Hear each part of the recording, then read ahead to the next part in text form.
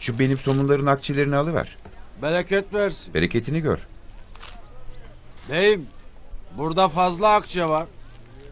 Bu 8 somun akçesi. Oysa sen 4 somun aldın. İyi ya. Askıya benden 4 somun koyuver. Allah hayrını kabul etsin beyim.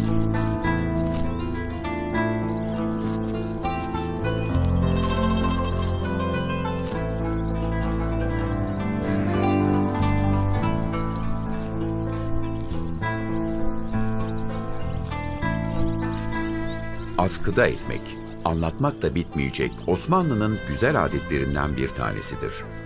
Bir fırından ekmek alan kimse 2 ekmek parası verip 1 ekmek alırdı. Diğerini ise bir ihtiyaç sahibine ulaşsın diye askıya koydururdu. Bunu gören ihtiyaç sahibi de gelip askıdaki ekmekle karnını doyururdu.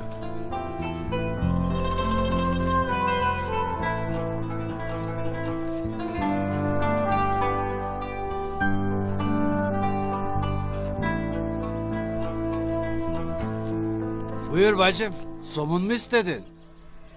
Şey,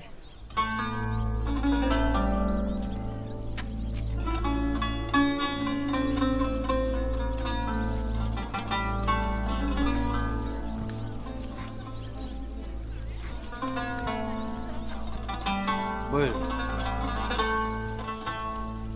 4'ü bana fazla beyim. 2'si bana kafi. Var 2'sini de başkasına ver.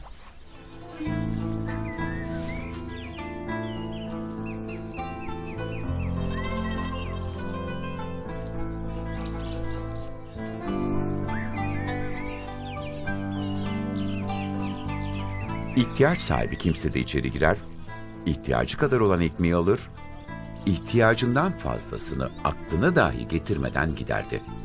Bu adetin en güzel yanlarından biri ise dün ihtiyaç sahibi olup bugün halini düzeltenler o günlerini unutmaz, fırından ekmek alırken bir de askıya ekmek yazdırmayı ihmal etmezlerdi. 2 somun verir misin beyim? Buyur bacım.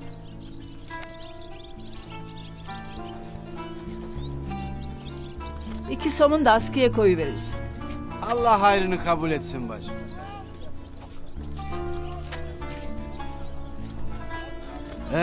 Bugün bana, yarın sana. Komşusu açken kendisi tok yatan bizden değildir buyurulmuş. Bunu kendine şiar edinmiş bir toplumun erdemine en büyük örneklerden biridir askıda ekmek.